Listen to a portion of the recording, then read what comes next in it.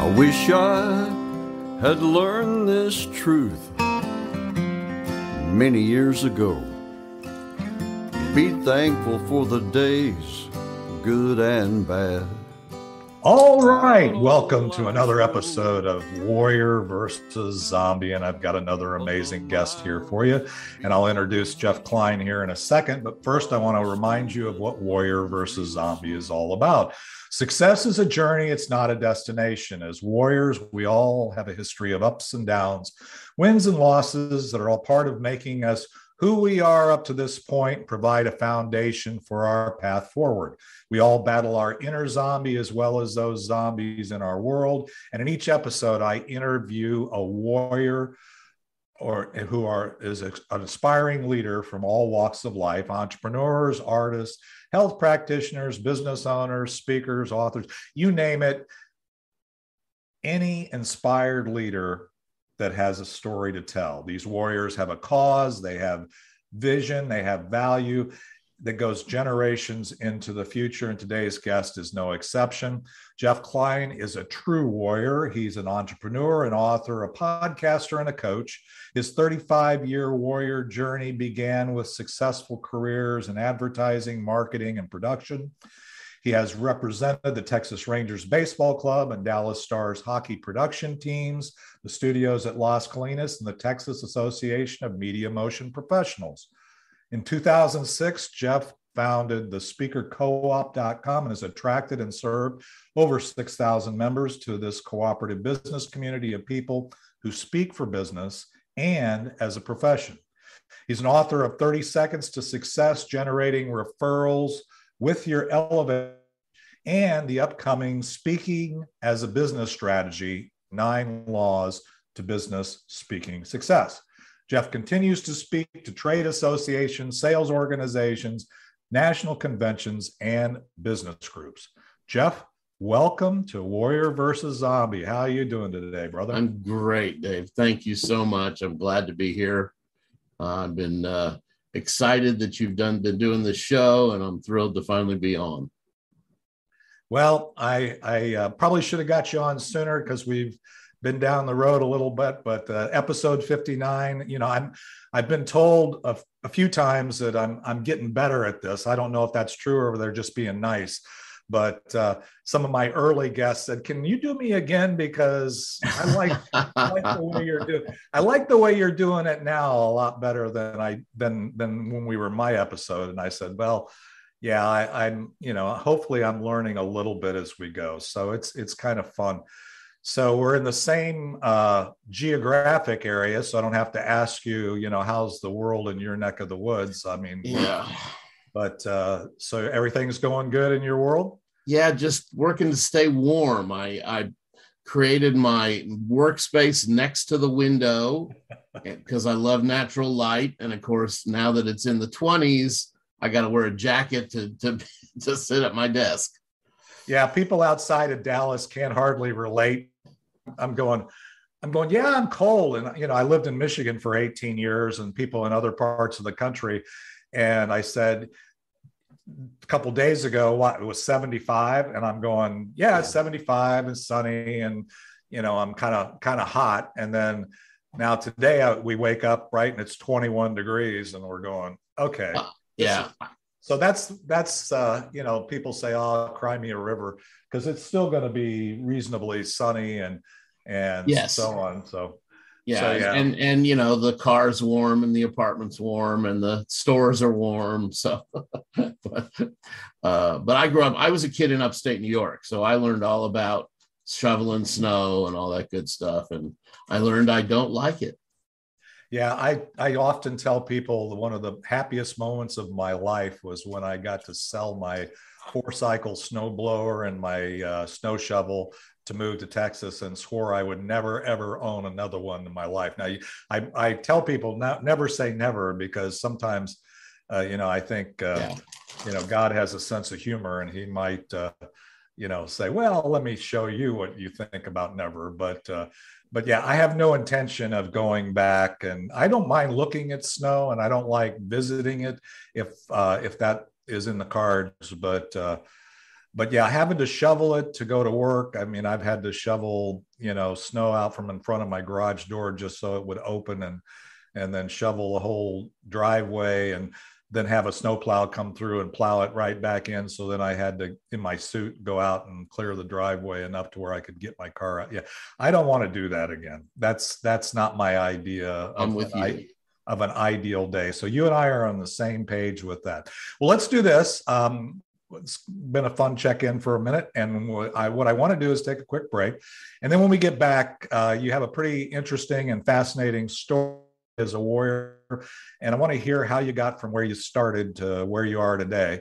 So let's take a quick break, hear a little of Ricky Jean Wright, and It's Not the Get There, and we'll be right back with Jeff Klein and Warrior versus Zombie. But the miles become the teacher while the student learns real slow, traveling blind most of the time. Wherever you go, it's not the getting there, it's the journey every day. It's not a race to see. All right, we're Jeff, as I said before we took the quick break, and for those in the replay video audience, I'll just remind you that the music comes on the audio. So if you want to hear Ricky Jean Wright, go to the audio replay. But in the video, you're still just going to short break. So, but with that, Jeff, tell us a little bit about your story, where you started and how you got to where you are today. I will say you do want to hear Ricky Jean Wright, just as a plug for him. I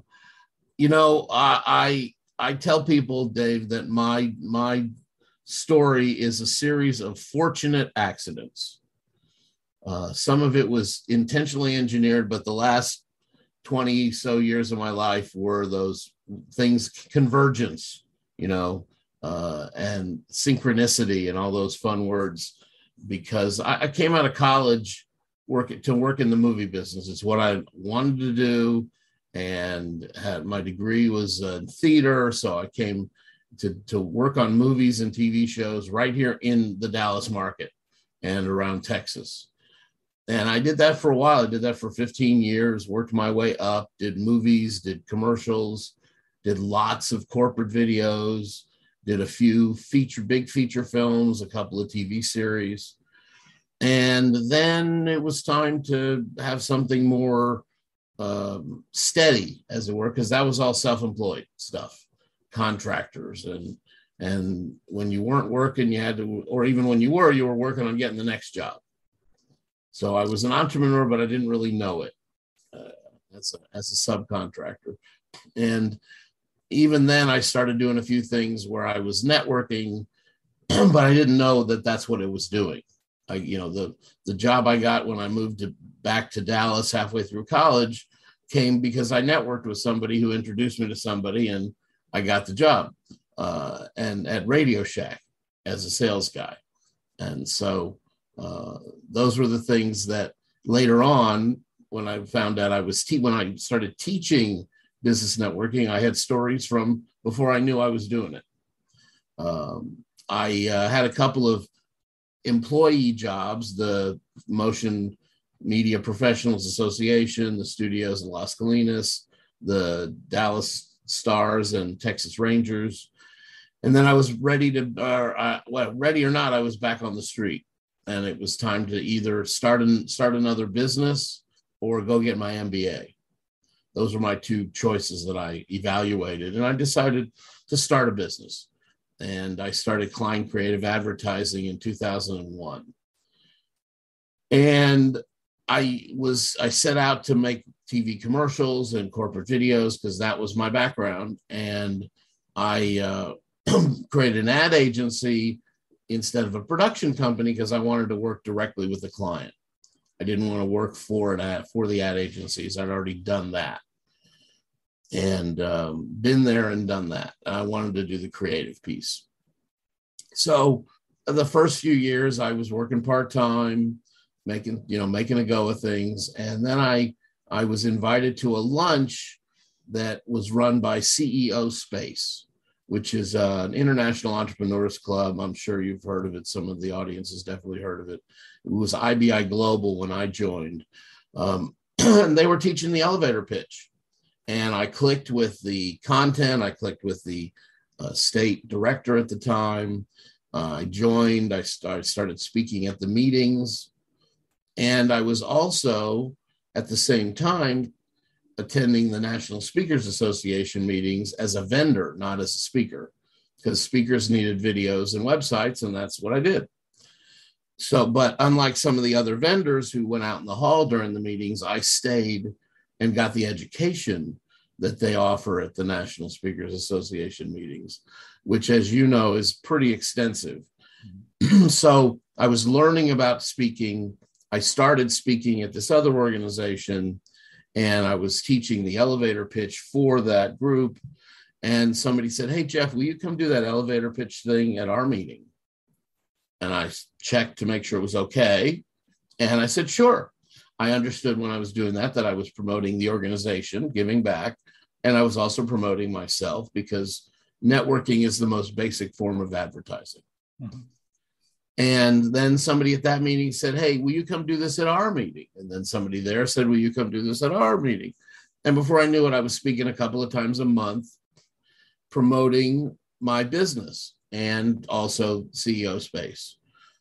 And things started evolving, and I wound up talking to some folks about how to get in front of more audiences. There were 5 of us. We were all speaking in various ways and in various places.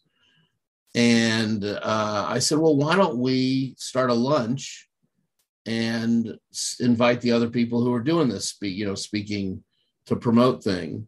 And everybody went, "Great idea, Jeff. Why don't you start a lunch and we'll support you?" And as you know, that's one way for ideas to die. But this time I decided to take it on and run with it.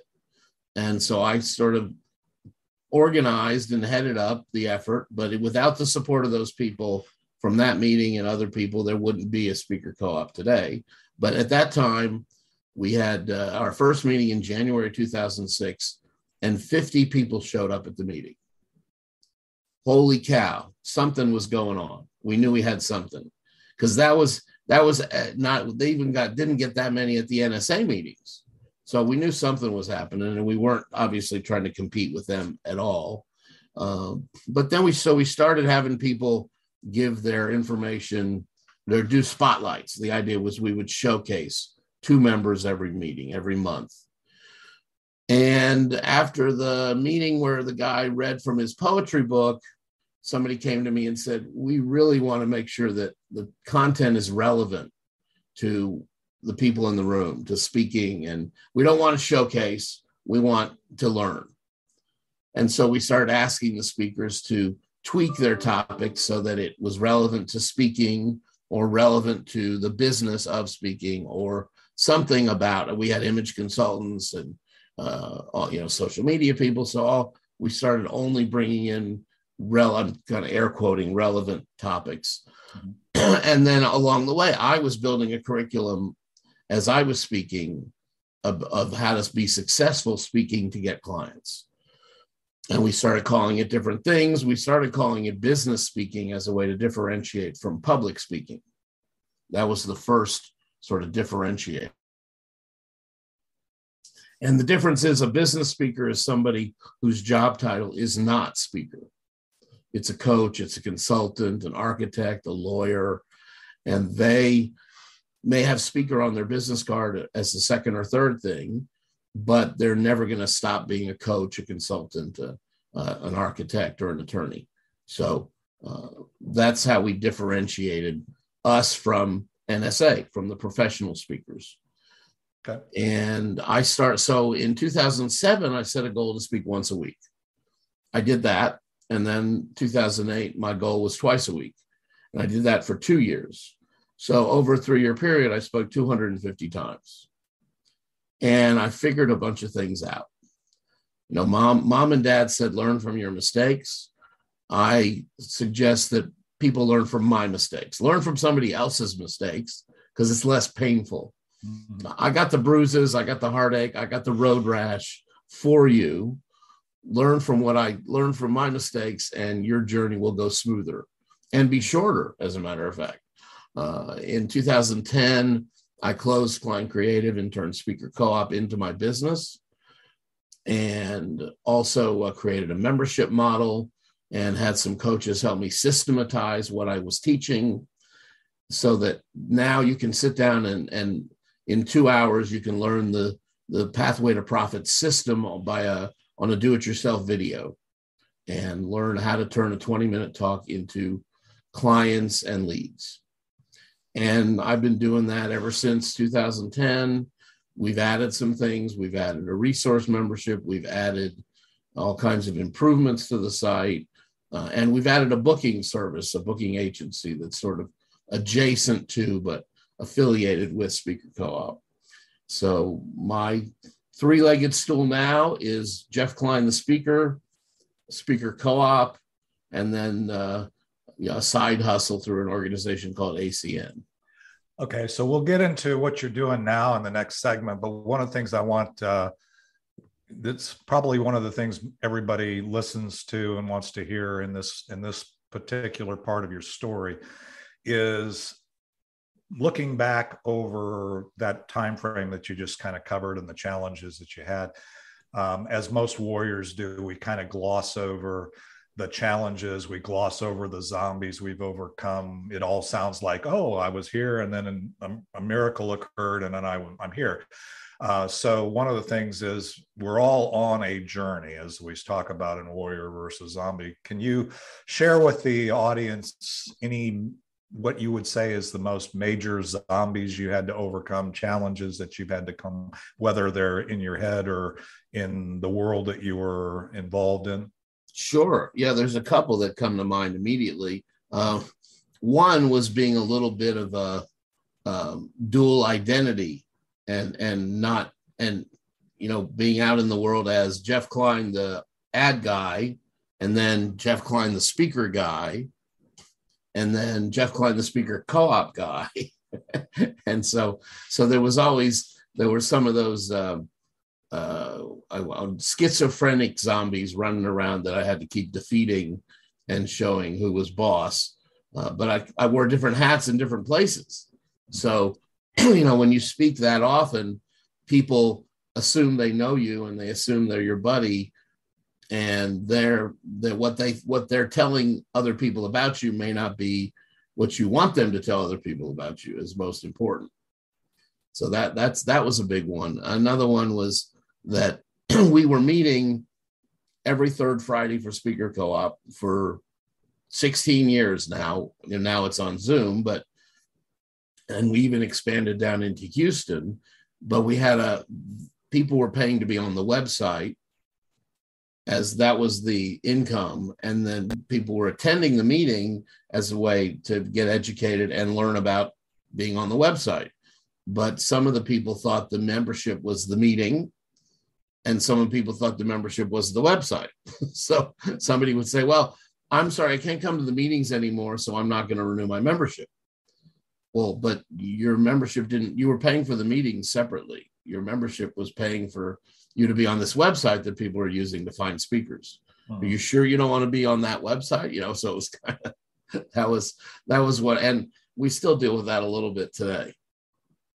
Yeah, that's without the specifics, that is a challenge that a lot of warriors have to overcome. I actually was just having a conversation with somebody because I'm involved in several different focuses. They all integrate within me, and they all kind of like what you were describing. But when somebody comes in through one door or another door, or they see you here or there, they think, okay, this is the community building guy, or this is a network guy. And then somebody says, okay, this is the coach, this is the, so you become, and integrating that and making that clear, so where you're not spending all your time kind of, moving around is a big challenge. Yeah. Any other challenges that you would say, authentically that you've Well, had to overcome?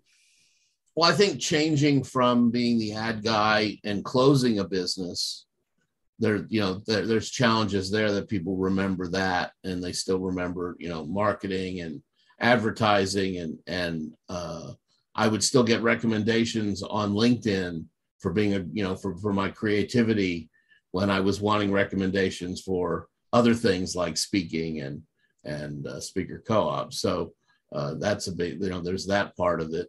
And there's another thing that I'll be, I'll open a little bit of, a little peek behind the curtain.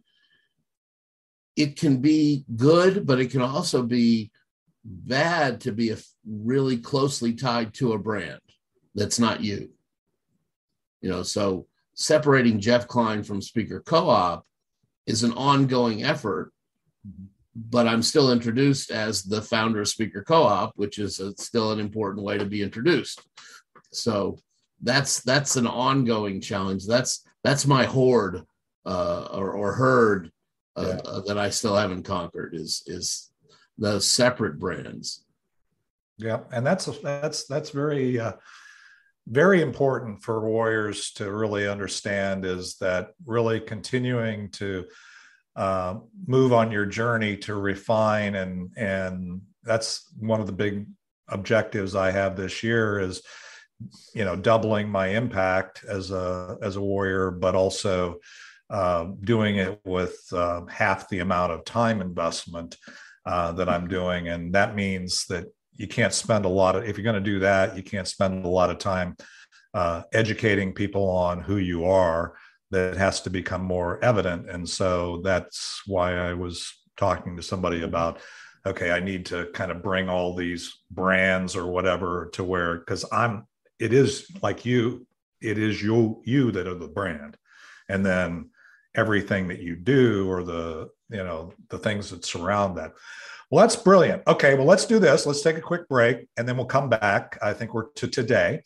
And I want to hear in the next segment about why you're continuing to do what you're doing, the unique value you see yourself providing now at this point in your journey, and if anything were possible, what kind of impact we have. So we'll be right back after hearing a little more of Ricky Jean Wright and with Warrior versus Zombie and Jeff Klein. It's not a race to see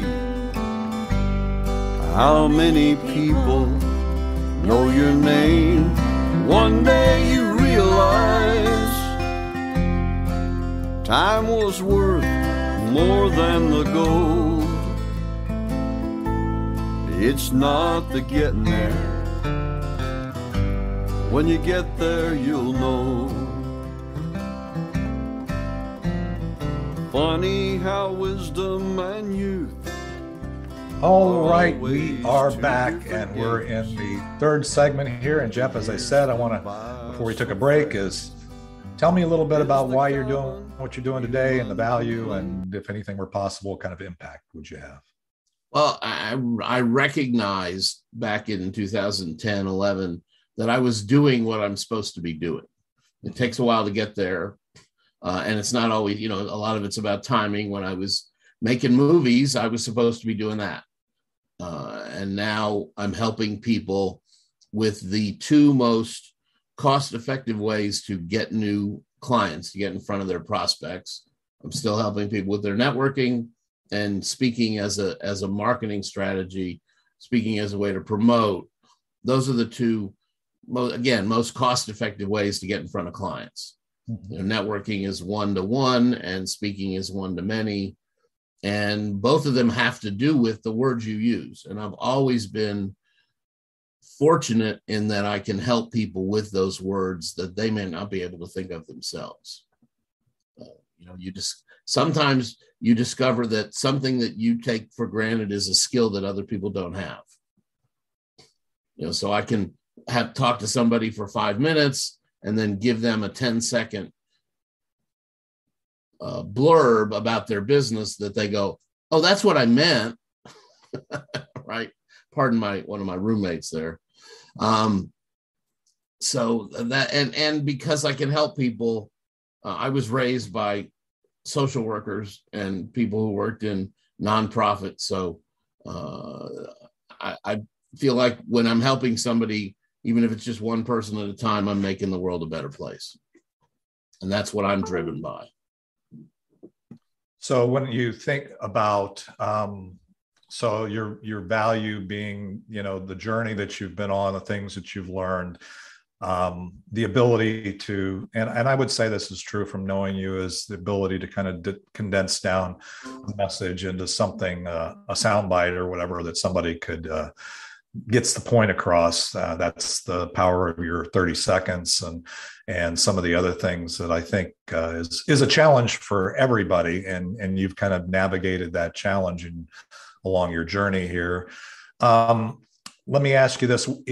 Are you looking to impact millions? What's your, or just, one at a time, or what's your, if anything were possible, and by the way, I believe everything is possible. So if anything were possible, what kind of impact would you want to have at the end of the day? Yeah, the truth is we know people who said, I'm going to impact 1 million people. I'm going to impact 10 million, and they've thought of it in those kind of numbers. The terminology I've thought of is that I want to be recognized as a leader in speaking for business. So I'd like, I'd like for Speaker Co-op to be used in the same sentence as Toastmasters and National Speakers Association. Okay. So you see that being the vision. Well, that's great. Well, let's do this. We're going to take another quick break, and we're going to come back. Time flies, like as we said, years go by so fast, is a common human complaint. That's a lyric in the song. So this time is getting away from us, but I want to come back to what I call the land to plane segment. And when we come back, I want to hear what you'd like us to take away and how do we stay in touch. So let's take another quick break. We'll hear a little bit more of Ricky Jean Wright, and It's Not the Getting There. And we'll be back with Jeff Klein and Warrior versus Zombie. Funny how wisdom and youth are always two different games. The years flew by so fast, is the common human complaint. The memories in our minds turn to diamonds in our soul, and by the grace of God. All right, we're back. And Jeff, it's been a cool journey. I learned a few things, even though I've known you for a while, about your journey and what you're doing and why you're doing it and all that. But as I said before we took the break, tell me, if we take away anything from this podcast, what would be the main thing or things that you would want us to take away after we listen? One of the things that has come up a lot lately in the work that I've been doing with business people is that perfect is the enemy of great. People spend way too much time getting ready and planning, and they never get to the point where they're actually implementing and executing what they should be doing. So I'm gonna fall back on the Nike theme and just do it. Okay. It's time to get out there, whether it's go do a networking thing that you're too shy to do, get on a Zoom event that you've been putting it off, go speak somewhere, tell you're an expert. Everybody who's listening to this is an expert at something. If you need some help figuring it out, I'm glad to help, but get out there and do it and quit planning. Well, that's a big, that's brilliant. And it's really very true.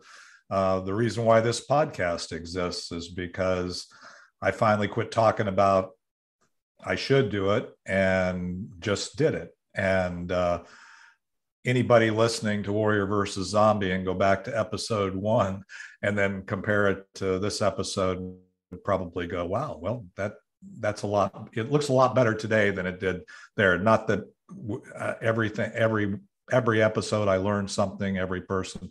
And it's the same thing with speaking. And I agree with you that getting out there, staying in motion, it's hard to steer a parked car. So you really have to be in motion to where even if you have to take a U-turn, it's better than as I always say, you said, perfection is the obstacle to greatness, but I would say it's even the obstacle to progress, because we basically sit there and spin on a head of a pin and don't ever get moving. So that is a brilliant and very important message that as warriors we need to continue to remember, is it's a journey every day, as the song says, and that we have to continue to move forward and learn from. The other thing you said in your story, which I guess it kind of dovetails into this, is not only learn from your mistakes along the road, but learn from the people that you encounter. So there's people like Jeff, like you, that can help with that whole concept of getting your message out, speaking, elevating, as I say, your networking to a level where you can serve a much broader audience than just the couple people or a few people that you meet in a networking meeting. So, well, anything else that we should take away? Well, I have my own podcast that we're recording episodes now, and we'll be launching the Behind the Lectern podcast in a couple of weeks. That's where we're talking to speakers about their speaking journey, not more narrowed down than the warrior journey, but how they got to speaking and how speaking's working for them. And that'll be in a few. I've got 4 of them recorded. I want to get more recorded before we launch, but that's progressing. I'm pretty excited about that, and just getting out there and doing summits and doing conferences and speaking at all the virtual places. There are no borders on my business, as I know there's none on yours. So working with people all over North America right now, and we've got we've launched some lifetime memberships in Speaker Co-op after 16 years. So we're excited about those. And onward. So how do we specifically? How do we stay in touch with you, Jeff? I know speakercoop.com, and then obviously anybody on the Be Connected platform can find you on this platform and connect with you. I highly recommend that, by the way. Anybody watching this in the Be Connected community, reach out to Jeff. There's a number of people in this relatively new community that do speak from the stage or from whatever, and also have books and things. So strongly encourage you to reach out to Jeff. How else specifically, how do we stay in touch? Well, my email is, if you're watching the video, my email is on the screen, jeff@speakercoop.com. But also, I've got a free offer for those of you who want to learn more about the speaking thing. And that's if you go to speakercoop.com/education, every month we renew some of that content. So there's some interesting things to learn there about speaking for business. And I'll make sure that link is at my Be Connected profile, as well as a way to get some free networking education if you're looking for that instead of the speaking. Yeah. And by the way, for those listening to this podcast, we also did a show that's on the YouTube channel and also in the Be Connected platform with Jeff a few weeks back, a mastermind on speaking as a business strategy, which I would encourage you to also follow up and find. And I will also post in the show information here links that you've given me before to get people to that. So, well, that's beautiful. Thank you, Jeff. I really, really appreciate you sharing with your warrior audience. You're definitely a warrior that we should all get to know. And so I would encourage everybody to do that. All I want to say is we'll be back next Thursday.